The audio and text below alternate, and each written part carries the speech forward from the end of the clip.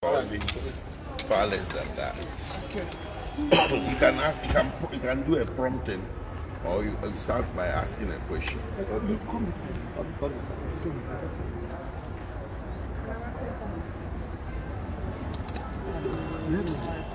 Now, why you say like I can't decide?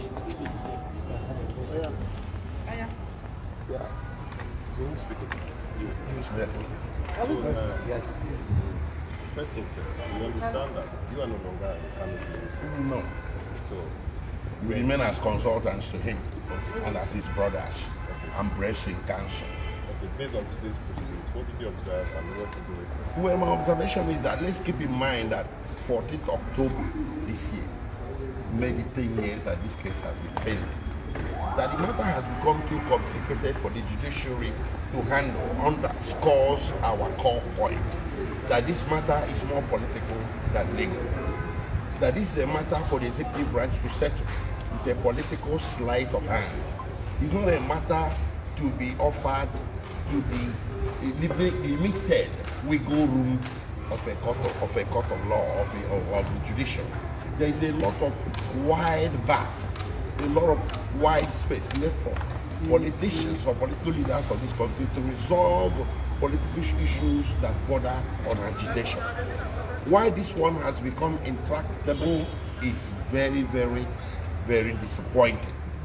There's a thesis that has become intractable because Nnamdi Kanu is an Igbo man. That thesis is becoming more and more valid by the day. So what is playing out in court now is nothing but the best evidence that this matter has gone beyond the province of judiciary and should be taken back, by the executive branch that started it anyway. There is no trial without prosecution. So it's the executive branch, the president, that triggered this through the office of the Attorney General. So the president can direct the Attorney General to take the case back to the table to see whether it should be resolved politically.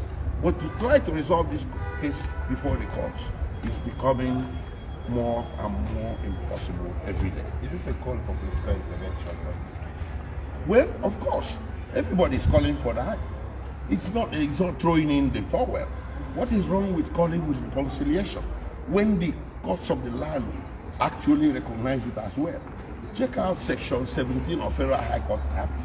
It called on judges to seek reconciliation between litigants before them, including criminal cases. Section 174 of the Constitution empowered the Attorney General of the Federation to discontinue criminal prosecutions. So why should anybody say this matter should be resolved in courts when we have an alternative route of resolving it politically that appears to be easier and that would appear to be pleasing to everybody? Okay, let's talk about The procedure today? the proceedings today. Okay. What next? I will yield to one of my colleagues to discuss that. By Sama Square, Opera will proceed. Okay, actually, it's good for us to put the record straight. Nnamdi Kanu is not saying that he will not enter defense. Nnamdi Kanu said, under what law are you charging him? Going by the Constitution, there is no charge against him. That tell me the law, that the court should tell me the law upon which he's being tried. Now, my law is on so saying that whatever thing that you have to say should be ruled at the final written address, and it should be upon a conviction to know whether you're supposed to be convicted. I'm not saying that Kanu said no. There are thresholds, there are hurdles upon which you need to cross for you to reach that particular issue. And one fundamental issue there is that my law said we are talking about issue of extraordinary rendition, the way you have been brought back from Kenya to Nigeria.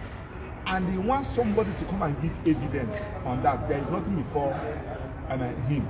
And if you watch the motion of Nnamdi Kanu 5, Nnamdi Kanu said, Federal High Court has given a judgment in respect of that, and also awarded 500 million naira against federal government in his favor. That judgment is in the court file. Court of Appeal, in their judgment, also gave ruling on that and made comment about that.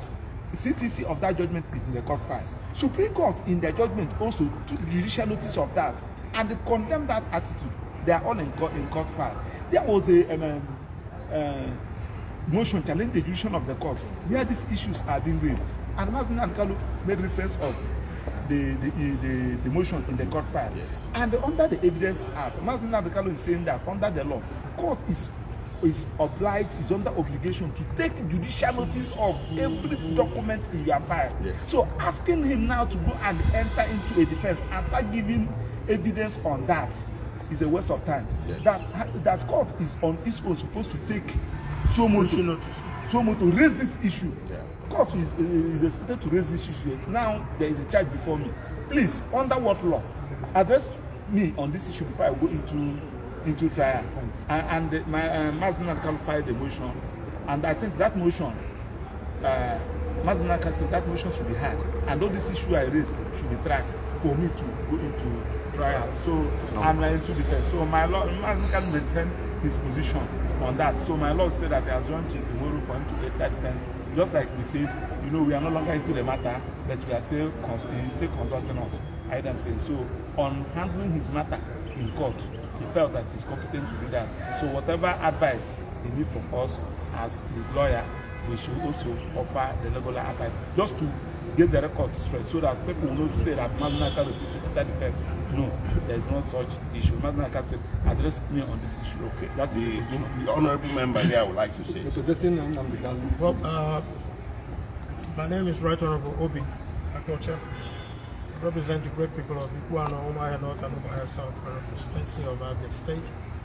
I represent Mazi Nnamdi Kanu. From what I saw today in court, there seems to be a systemic effort being put in place to steamroll and railroad Mazi Nnamdi Kanu into putting up a defense and leading to conviction. There are procedural issues that must be heard before the matter can go forward. And I think that is the motion that must be heard, hopefully by tomorrow. Nnamdi Kanu still remains a prisoner of conscience. He's been detained unlawfully. And we are also using this medium to continually call on Mr. President to invoke Section 174 of the Constitution of the Federal Republic of Nigeria as amended for the Attorney General to enter a nolle prosequi, at least before the determination of the court. We are very optimistic that Mr. President, that we know is a listening and attentive president, and that he will do the right thing in the shortest possible time. Thank you.